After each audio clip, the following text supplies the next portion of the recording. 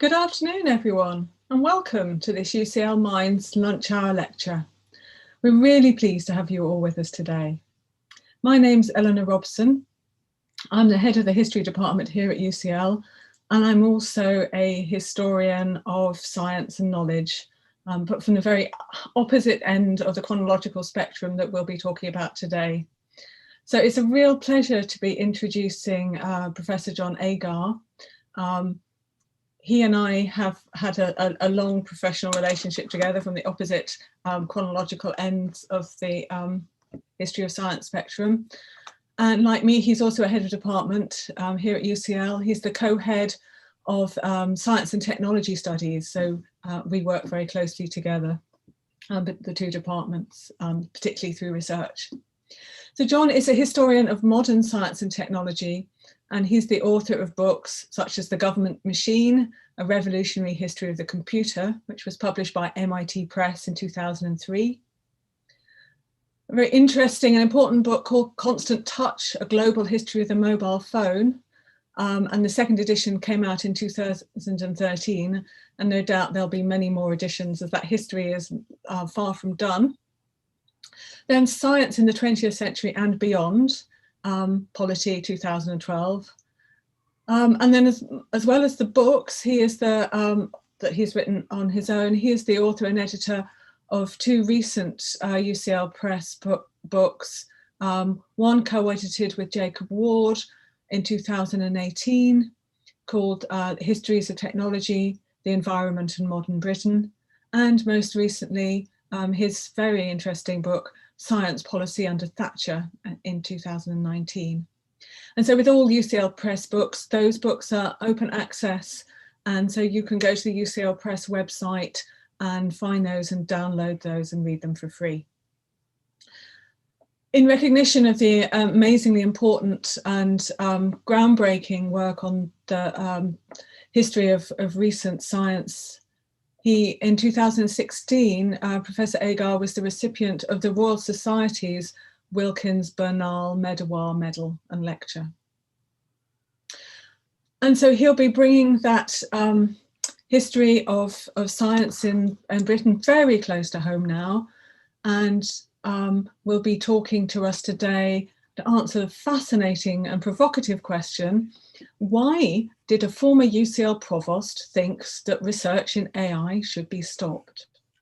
But before I invite him to start the lecture, I just wanted to give you a little reminder about how you can engage with the lecture and ask questions. So you can post your questions as they occur to you while John is talking. And I'll remind you also at the end how to do that if you want some time to think through what you've been hearing about or respond to questions that have posed. So you would have received this information in your sign up, but nevertheless, I'll give you a quick summary again. You just need to go to Slido, so sli.do, and enter the code LHL2, so LHL for Lunch Hour Lecture number 2. So without further ado, I'm going to hand over to Professor John Agar to satisfy our curiosity. Over to you, John. Thank you very much. Thank you very much. Thank you, Eleanor, and welcome everyone. I'm delighted to be able to give you this lecture today. Eleanor and I do go way back. I don't think Eleanor will mind me mentioning, but I think we met probably in the 1990s when we were both PhD students interested in history of mathematics. That's quite a while ago. And now we are both heads of department in next door offices, more or less, as well at UCL. So thank you, Eleanor. It's fantastic that you could introduce me. So I am co-head of department of Science and Technology Studies with Emma Tobin. STS. Let me say a little bit about STS to start with. I'm now going to share my screen to get everything working. Here we go. So STS.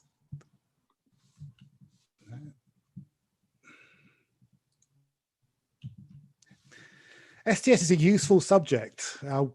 We seek to understand two of the greatest forces in the modern world, science and technology, using not just one disciplinary perspective, but applying the techniques of history, sociology, political science, and philosophy. And why is STS needed? Well, we've spent the last year being told that it is necessary to follow the science. But if we know anything, it's surely that to make wise decisions, we need to understand not just the science of viruses or the technology of vaccines, but also how science-based decisions are made, how science relates to government, and how the sheer diversity of society responds to scientific communication. We might be in a better place if our political masters had studied STS at UCL rather than PPE at Oxford. And I said that STS is a useful subject, and for my mind, there's no better preparation for understanding and changing the world, what a UCL education aims for, than STS. Let me tell you about an experimental course that's been running for 2 years now. It's called STS Perspectives on Big Problems. Each summer, we poll our third-year students and staff about what they think is the biggest problem facing us all. Then, when our new first years arrive, they take that course and learn how STS can help us think through those problems. And this year, they chose artificial intelligence. So, artificial intelligence today, well, if we look at the headlines, we see things like this. We're perhaps at the crest of a wave of excitement over AI, especially around the application of machine learning. And it generates extraordinary headlines and attracts funding. But alongside the positive headlines and the money, there are anxieties and fears. Now, we know in STS that this combination of high expectations and worries is not an unusual feature of the media coverage of emerging technologies. But the field of artificial intelligence research is distinctive in one way. AI research is unusually prone to wild peaks and troughs of excitement and funding. The years when things go well are known as AI summers. The tough times, when the money dries up and research is hard, are called AI winters. We can see that there was a first AI summer from the 1950s to the 1970s, and then a second in the 1980s. And now we're in the third hottest summer of AI research. But precisely because we know that AI is prone to giant swings up and down, shouldn't we seek to know why they happen? Now, I'm a historian. I'm a historian of modern science and technology. And I think here's where historical methods can help. Because when archives are available, we can reach behind what was publicly known at the time and find deeper causes of change. And I'm going to tell you a story based on historical research in the archives held in UCL's Special Collections. Because one of the causes of the first AI winter was a critical report written in 1972 by James Lighthill, an outstanding mathematician who later became Provost of UCL. Now, here's how the entrepreneur and AI practitioner Daniel Crevier summarized the situation in his 1993 book, AI, The Tumultuous History of the Search for Artificial Intelligence. American researchers were not the only ones to feel the ebbing of the tide. A scathing report to their government on the state of AI research devastated their British colleagues. Its author, Sir James Lighthill, had distinguished himself in fluid dynamics and had occupied Cambridge University's Lucasian Chair of Mathematics, held afterwards by Stephen Hawking. Lighthill pointed out to the Science Research Council of the UK that AI's grandiose objectives remained largely unmet, and as a result, his report called for a virtual halt to all AI research in Britain. Now, in some ways, that's the familiar account. AI is charged with over-promising, making grand predictions about its progress that were not fulfilled. And while Lighthill's report did indeed cause AI research to stall, and his report was a factor in this worldwide phenomenon, I suggest that Lighthill's critique, or rather his principled motivation of it, has been misunderstood. And I'm going to show the archive evidence from UCL Special Collections that proves it. So here's the plan for today. I'm going to tell the story in 5 stages. First, I'm going to offer a quick overview of the history of AI. Second, I'm going to introduce our protagonist properly. Who exactly was James Lighthill? Third, I'm going to trace the argument of the Lighthill report and why it was so devastating for AI research. Fourth, I'm going to look at the responses from AI researchers at the time. And finally, and it will become obvious, I hope, why, I'm going to reflect on what the story tells us about today's choices in science policy and industrial strategy. So first, the short history of AI.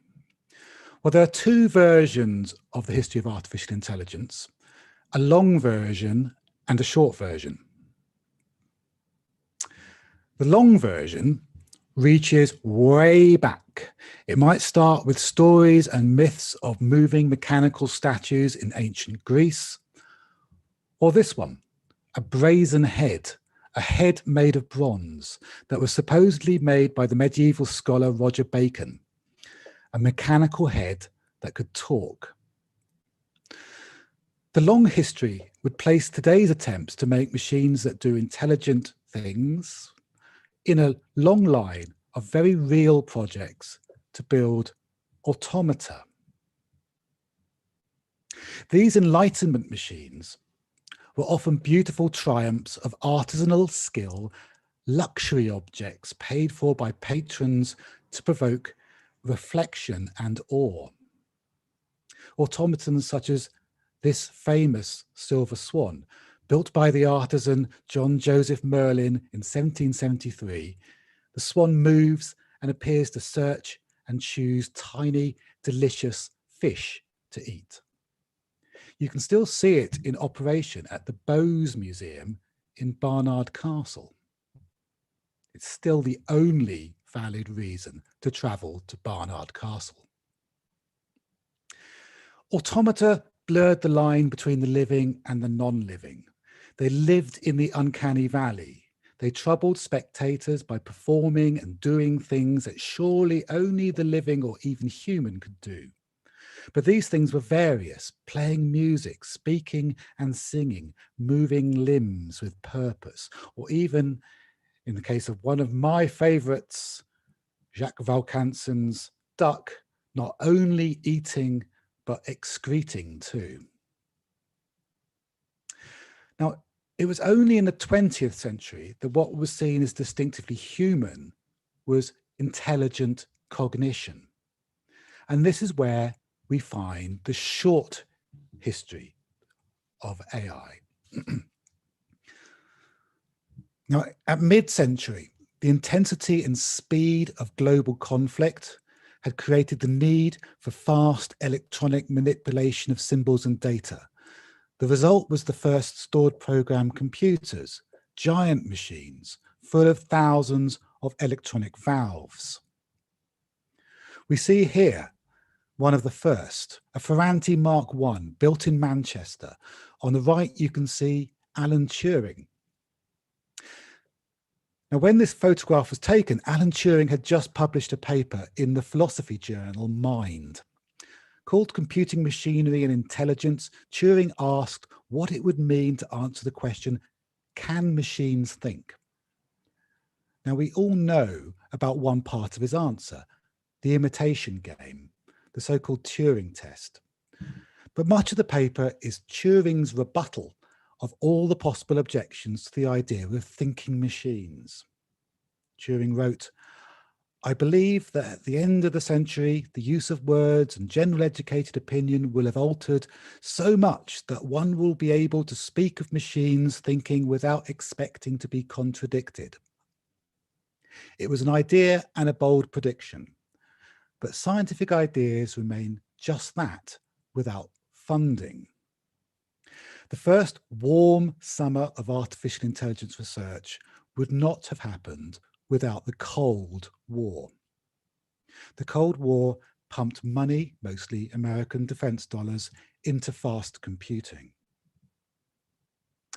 I love this cover of Time magazine from 1950, the same year as Turing's Mind paper and the year of the start of the conflict in Korea. It shows a mainframe computer, but it has an eye. And that eye is examining its own paper tape data output. It is self-reflective, clearly intelligent. The strapline asks, can man build a Superman?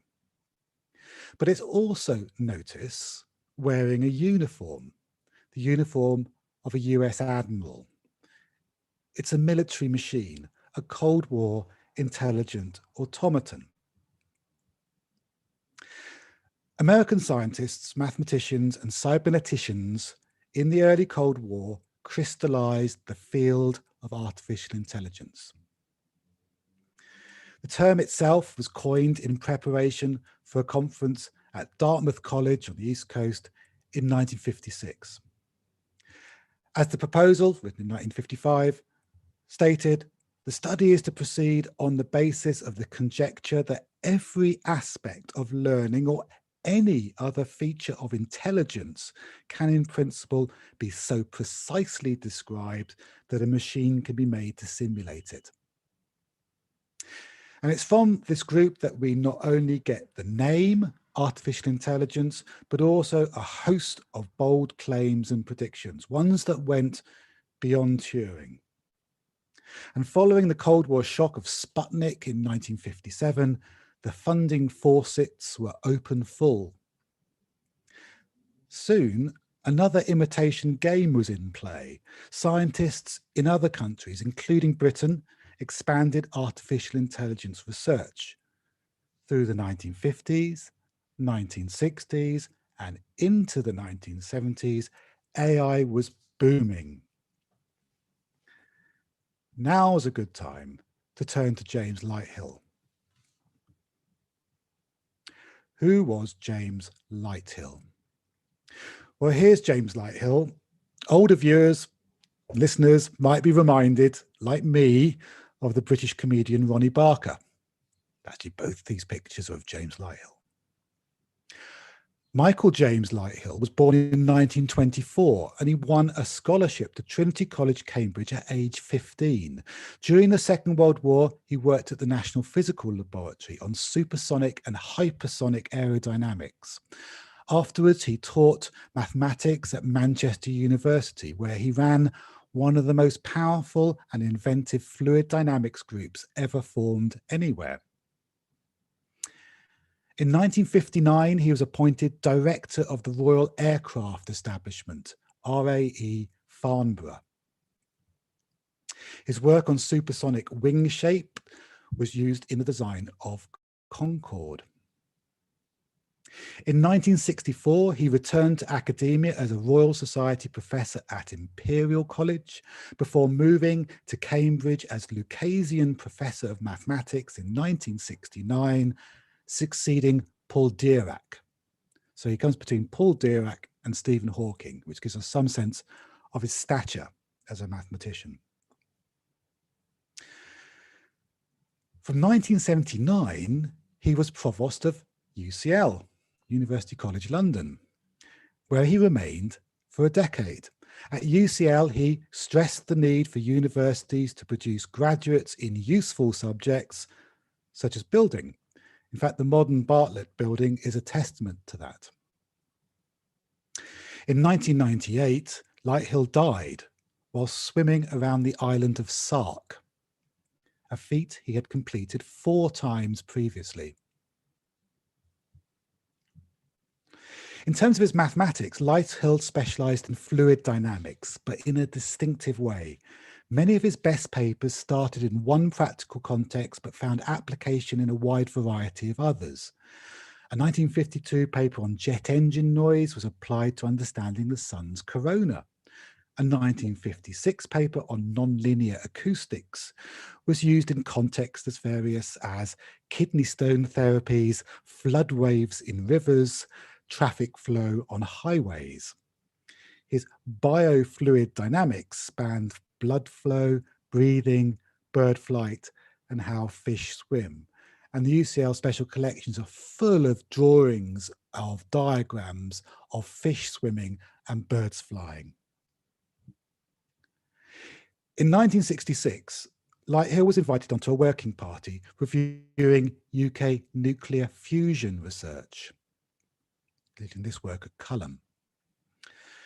Fusion was classic Cold War big science. It was immensely expensive. It made bold promises and false starts. Lighthill viewed the working party's report as half-hearted. With one other, he broke ranks and issued a minority report. He argued no work on the production of power through fusion reactors was justifiable. He suggested that Culham's hundreds of staff might be better redirected to efforts to raise the efficiency of British industry by intensively surveying and working on the direct technological problems of business. And the willingness to strike boldly and independently was surely noted within government circles. It was almost certainly why he was chosen to write his report on AI.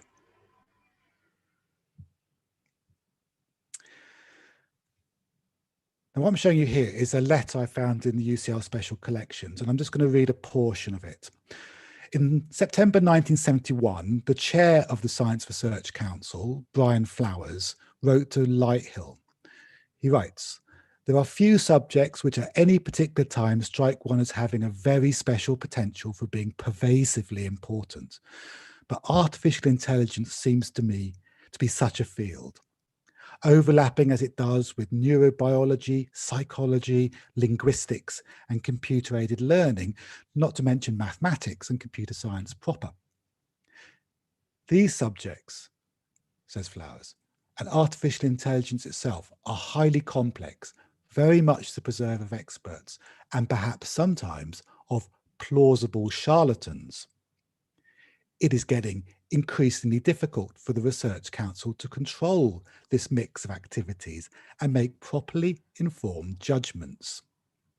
Now, I consider this letter, found in UCL Special Collections in the Lighthill archives there, to be a remarkable and unusual steer. Flowers asked Lighthill to review the field of artificial intelligence. Initially reluctant, by late 1971 and early 1972, he was very busy investigating the state of AI research in the UK. He wrote letters to active researchers and he consulted wider views. He visited teams, notably the ones in Edinburgh. He submitted his report in March 1972. "Quite frankly," Lighthill told Flowers, "I'm fully aware when my report becomes widely available, I shall be involved in a great deal of controversy." So why did this former UCL Provost think that research in AI should be stopped? There's a specific argument in the report, but there's also a deeper explanation that I have found evidence for in the Lighthill archives.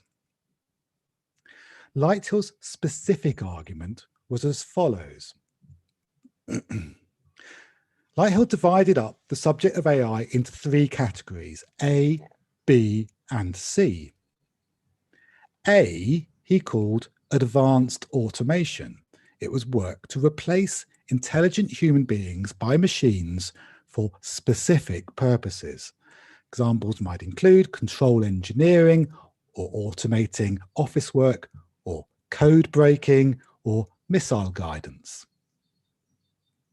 C concerned what Lighthill called computer-based central nervous system research, modeling neurobiological and psychological activities such as pattern recognition, memory, language use, and the acquisition of knowledge. It's like an AI of the brain and mind.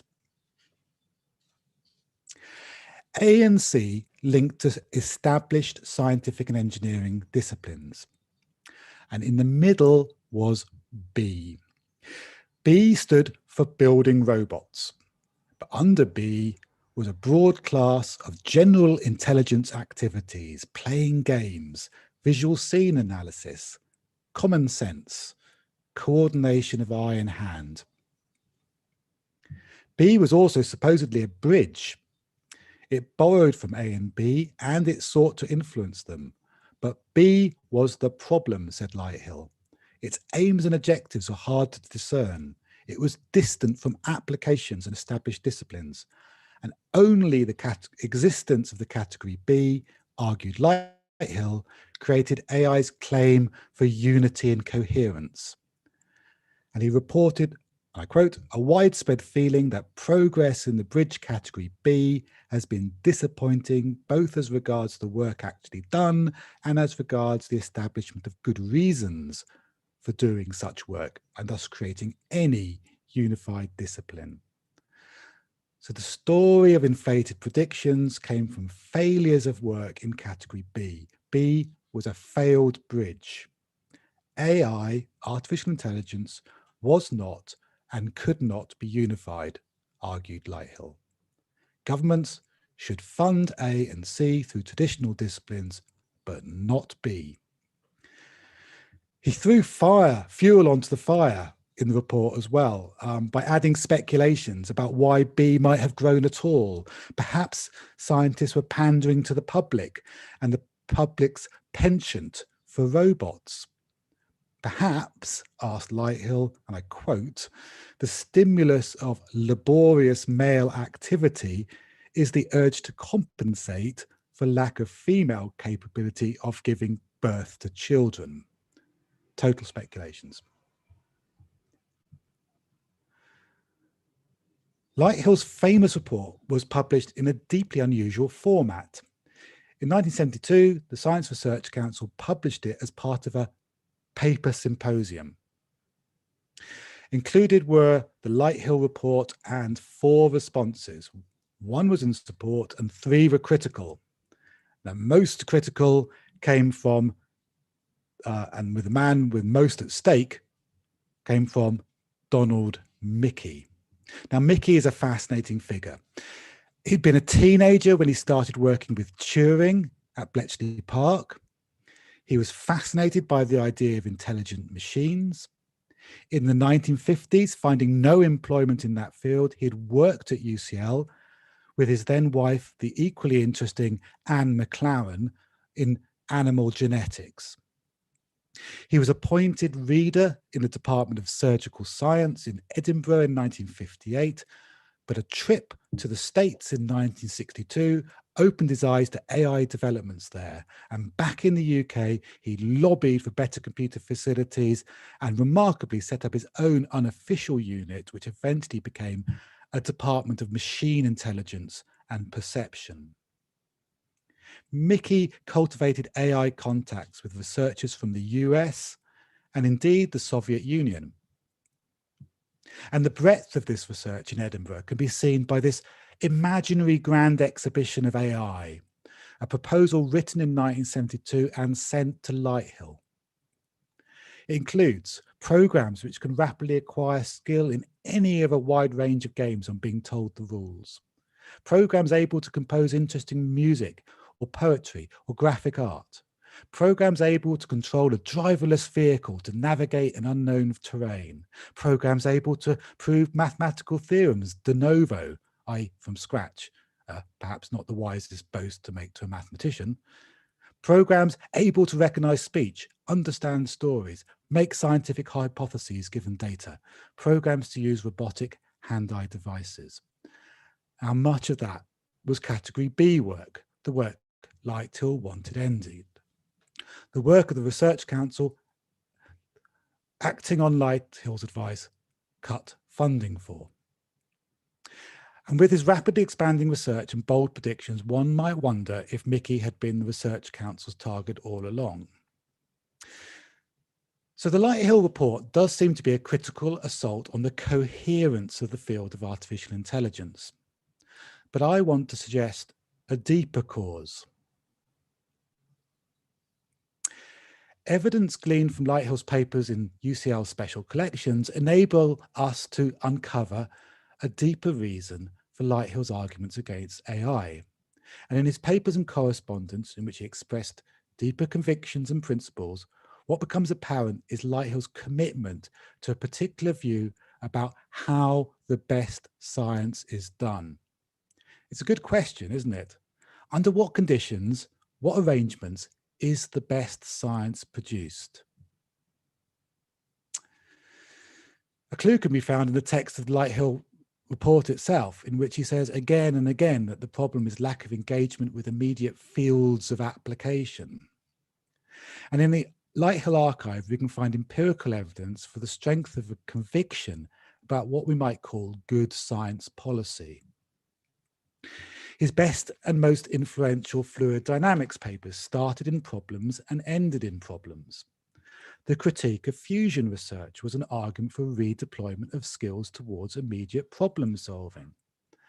At Farnborough, he'd made speeches to the scientists arguing against the ivory tower and stating that science of the highest merit came from science done under the, quote, boundary condition, lovely mathematical way of thinking about it, of application to the world's problems. In 1962, he'd set up a new society, the Institute for Mathematics and its Applications, headquarters very near here, born out of frustration with the pure orientation of mathematics in established institutions. In the Lighthill report itself, categories A and C were solid because they were oriented towards fields of applications, and he said so directly. When he was Provost at UCL, he supported the research that stressed application to the problems of the world around us. Good Provost tradition.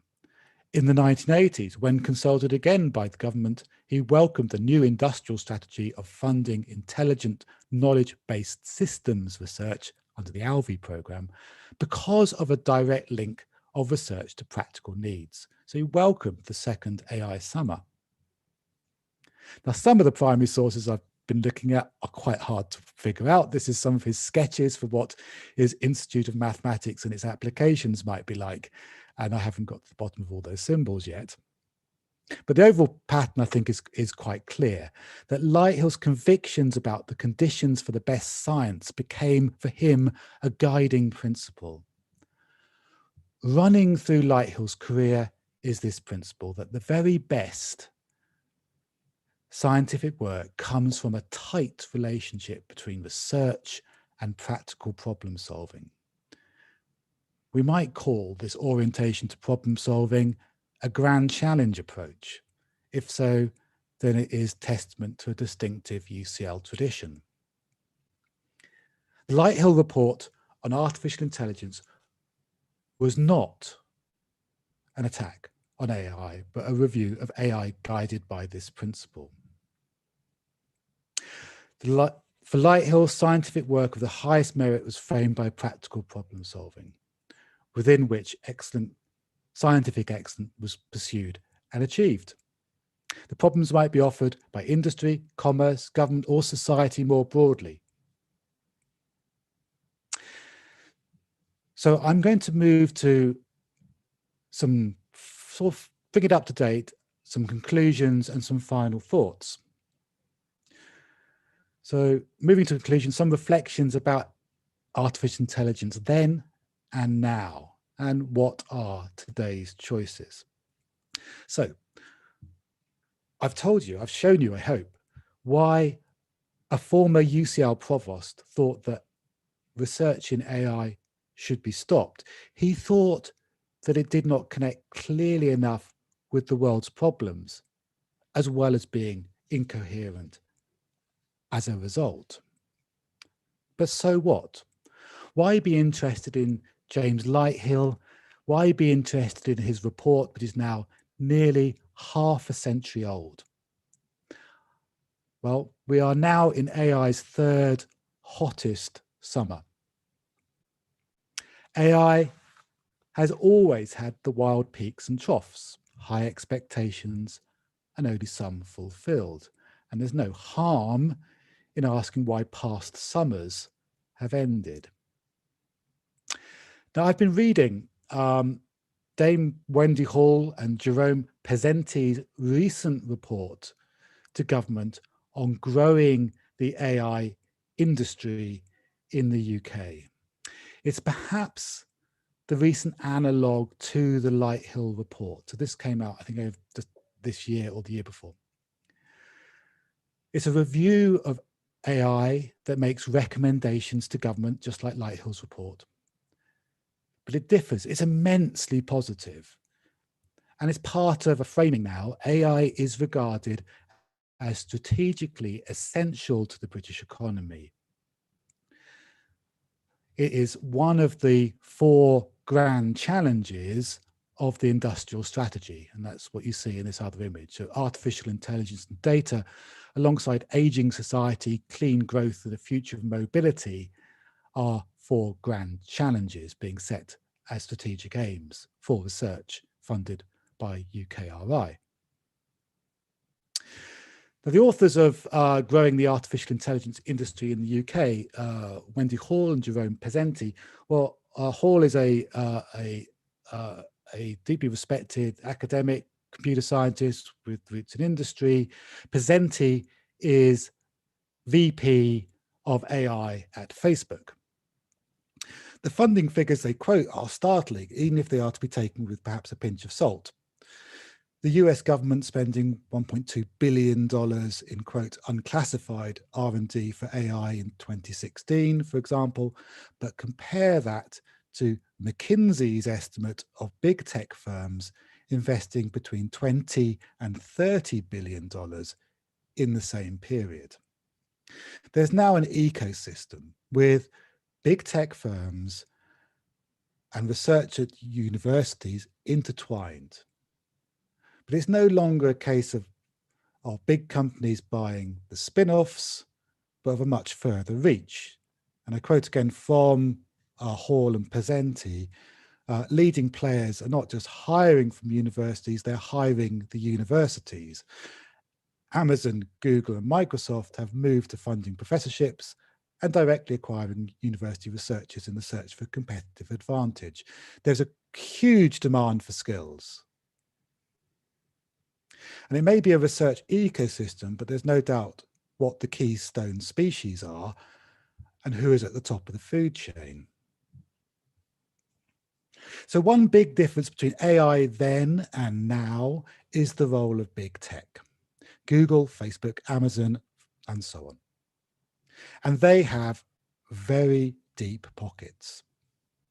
The summer they are funding may feel like an endless one. But perhaps seasons, winters and summers, are a bad metaphor. There's no natural, inevitable turning of the earth here, but rather choices are made. Choices that affect research, choices of what to fund and what problems to solve. So I want to end with a contrast and a question. First, the contrast, and it concerns accountability. Lighthill, an independent scientist, was asked by a research council, a public body, to review the field of AI. The research council then made decisions based on advice. But decisions of the research council were accountable. they would be accountable through the internal processes of peer review.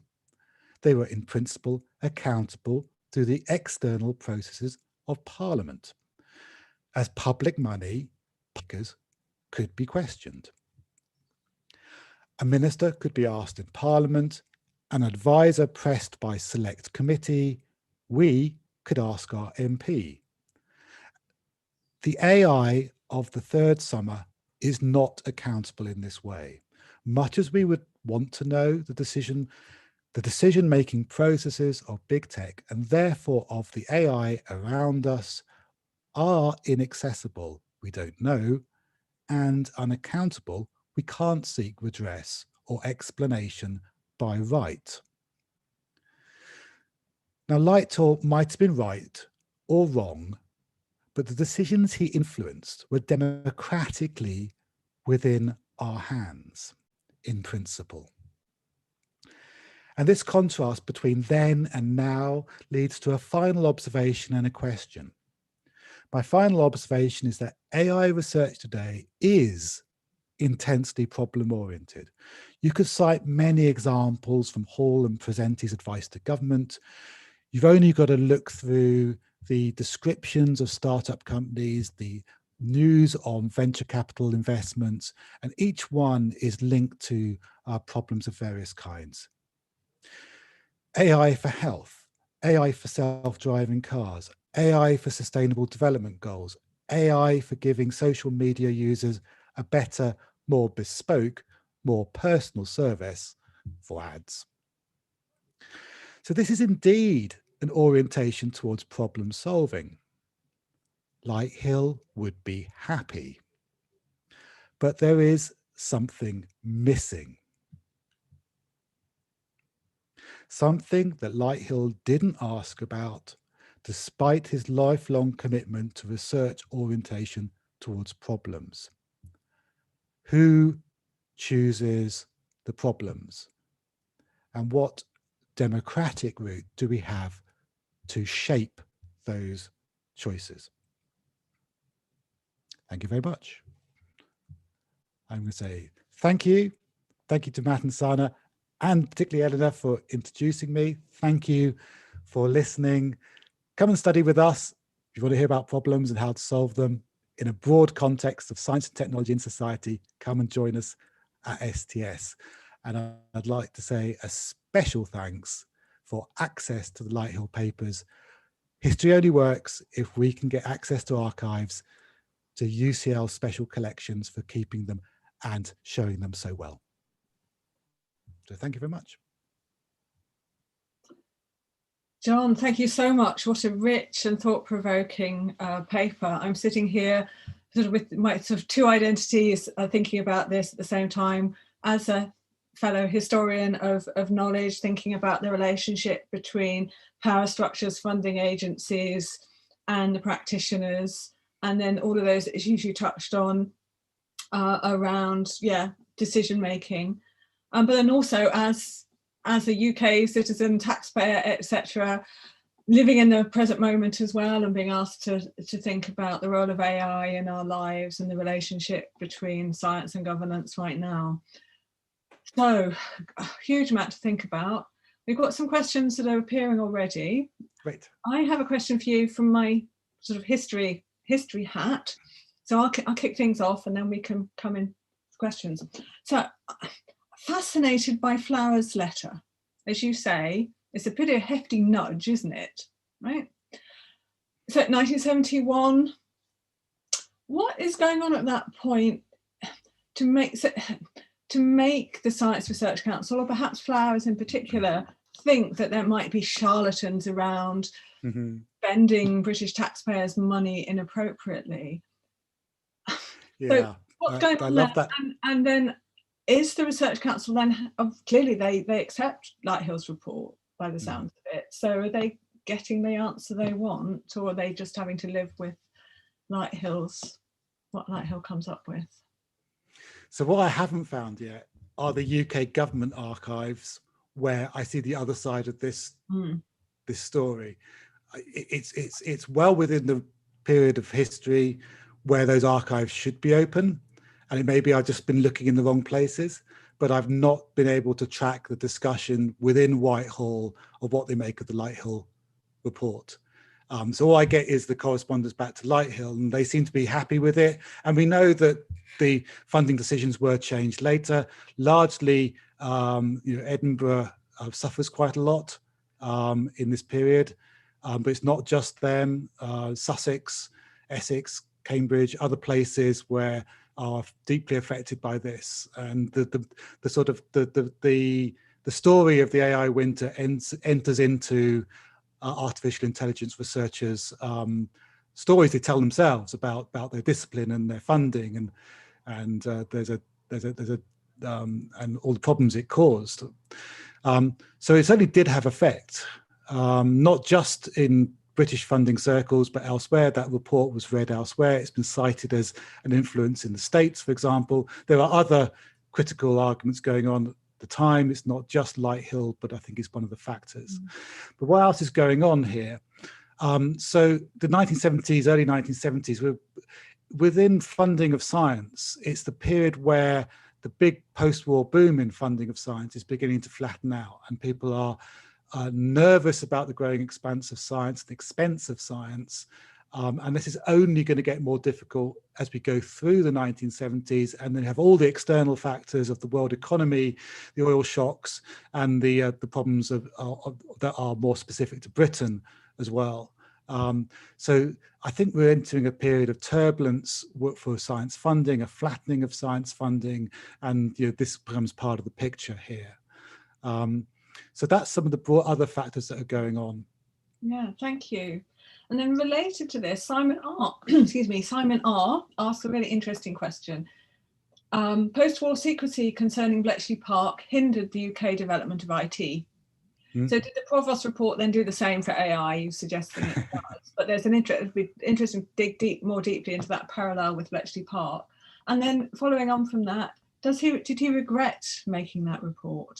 Do you have any sense? He doesn't regret it, no. So there's two questions there. Thank you, Simon. Great questions. On the second one, did he regret it? No. There's correspondence in the 1980s when they get back in contact and say, look, we're thinking about funding artificial intelligence research at quite high levels again. What do you think? And he welcomes it, but he says, his report was the right thing to say, the right criticisms to make at that time. He stands by them. He doesn't seem to regret them whatsoever, whilst welcoming the new funding, largely because it was more attached to problem solving. So it satisfies its conditions for where good science comes from. So he doesn't regret the report, and he welcomes more problem-oriented research when it is funded again in the 1980s. On secrecy, I do agree that the Bletchley Park, of course, was the state's deepest secret. Only in the 1970s do the cracks form and word becomes more public. And the stories of Colossus and Turing and others, that begins to be told really from a year or so after the Lighthill report. But I do agree that the ability to talk freely about what was done at Bletchley Park was a constraint on what was possible. So we see that in how in the early post-war computing efforts, and how it's certainly employed people who are deeply involved in Bletchley Park, but in ways that they were unable to freely talk about their experience. And we have plenty of testimony how even amongst themselves, that secrecy was respected. What happens in this case? Well, it's not really a case of secrecy. I mean, I would argue that the Lighthill report shouldn't just be seen as an attack on AI, as it sometimes is. Rather, Lighthill is applying a principle of what makes good science, and one which he's developed and is into a deep conviction, and is evidence for that before and after. So it's what he would say, because we know that's how he thinks the conditions for good science should operate. And actually, I've got a lot of sympathy for that. I think that there is great capacity for good science when it is rooted in responding, engaging with the world's problems. But those problems can often be overwhelming for researchers. And actually, a lot of the institutions that we have which do insulate scientists so that they can work are precisely because the incessant demand for problem solving from all corners of the world. So it's a very interesting relationship, and one which I think in terms of modern science policy, we could pay more attention to, because I think the crucial question is who articulates problems in what way and in ways which can then engage science. And that bottom-up encouragement of articulation of problems is the route to increasing research and development spending, I would say, not top-down setting of what problems are. People close to the problems know what the problems are. That means businesses, small and large. It means also hosts of other places where problems are encountered in society and culture. I'm looking at Mickey's list. I mean, that was extraordinary, wasn't it? It was almost, I was just incredibly forward thinking. And so, it's not also unusual. I think you can a lot of AI teams generated lists like that. We find it in the Dartmouth conference from '56. Similar lists of wish lists, or not more than wish lists. These are intentions of what can be done. So but they are extraordinary. I agree, they're extraordinary claims. Yeah. So a question, another historical question before we think about the contemporary, from Mark B, who studied computer science at UCL in the 80s. And he asks, did you find any evidence of UCL's own computer science department's view on the report? And how institutionally UCL responded to it? No, I haven't. So the correspondence, the replies, Lighthill obviously wrote to and talked to in person quite a lot of people, but we don't have a complete archive of replies. And I don't have one from people working in UCL. And UCL has an important and established computer science department. Later on, it's going to be very important for linking to the internet, for example. It's big and diverse, and including in areas of artificial intelligence now, of course, in different branches of UCL. It's typical UCL has lots and lots and lots of units and centres. But no, I haven't found specific responses from people working at UCL. It's a lovely coincidence that that both Mickey and Lighthill worked at UCL but didn't overlap. But I don't yet have the response from UCL. Thank you. So you're thinking about the contemporary world now. Let's put our sort of contemporary hats on. So asking you to think sort of again in parallels. So this is from Dimitri. With the passing of Dame Fiona Caldicott, do you see any parallels on whether we will and should see a revision on the strict rules of data sharing in the NHS? In the NHS? Yeah, or perhaps data sharing more generally in terms of decision making and so on. Yeah. So, I mean, there has been fairly controversial projects, it's fair to say, where NHS data has been released for AI research, fairly not well handled affairs, really. I mean, I am torn, I have to say, because I can see the immense advantages. The NHS is a unique and extraordinary institution, but it's a national health service, and as a national health service, it sits on and has an immense amount of data, and the tools of machine learning and AI must be able to use and analyze that data in ways that will surely help all of us. But it's all about control and access and who makes the choices. So I think the problem is that there isn't, I think, accountability and redress for ways in which data is used to the extent there should be. There wouldn't have been the controversy over AI data and London hospitals of a couple of years ago if those rules had been clearer, or the expectations of accountability and democratic control had been clearer. The NHS is ours, and that is our data, and we should be choosing how it's used. But as I said, I'm immensely sympathetic to the research which says with that data we can improve all of our health. So those are these big questions of accountability and transparency that we're picking up with the end of your talk, and as you're drawing the parallel with the NHS thing.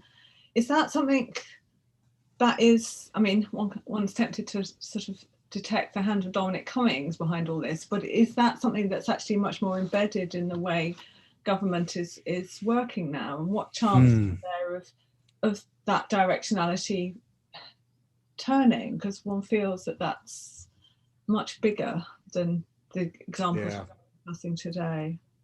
So I'm going to make a plea here, and it sort of comes out of one of my other research projects, which was to look at science policy making under Margaret Thatcher. And the idea there was those files have been released. We can look again behind the scenes, understand the non-public reasons for why choices were made in science policy during the 1980s. And what I was able to show was that what we thought we knew, based on public statements at the time, wasn't the whole story. And actually there was a big shift in science policy that took place for reasons that were largely inaccessible at the time. And the lesson I take from that is we often do not have good arguments or good analyses based on the full evidence because we don't have open enough government. If the discussions of science policy had been more open in the 1980s, those arguments would have been open and critiqued. Likewise, the arguments today, I think it's too important not to be open and have more people in the conversation to discuss and guide it. And so I'd hesitate to say we know the full reasons for what happens in the current government, what was in fact the influence of, say, Dominic Cummings, how were decisions taken? Because I know from my research that we would have made a mistaken analysis if we approached it that way in the 1980s.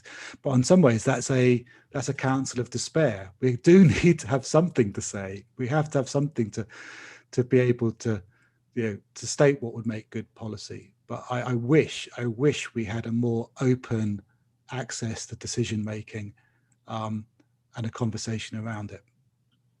Yeah, and it's an interesting contrast with the push for scientific practice itself to be increasingly open. If you think about the open science agenda, the open knowledge agenda, which UCL is very much at the forefront.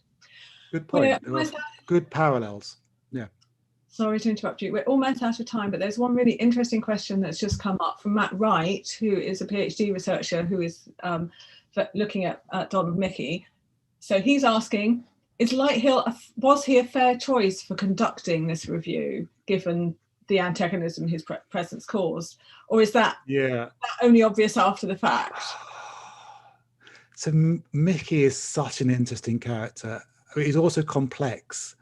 And actually some of his writing is contradictory. It goes off in lots of different directions, but he's incredibly imaginative.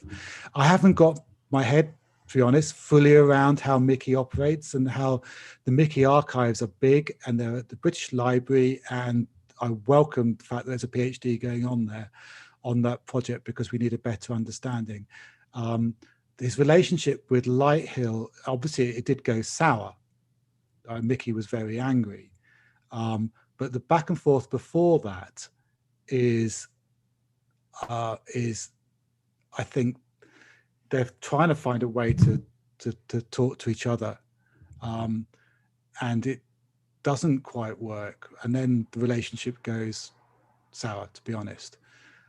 Was he a fair choice? Well, we don't know whether the steer that Flowers gave was a steer to look at Mickey, actually. I'm not suggesting that he's the charlatan in question. He wasn't a charlatan. His work was fantastically interesting, but there's no doubt that he was the main the main loser, I would say, in terms of funding decisions thereafter.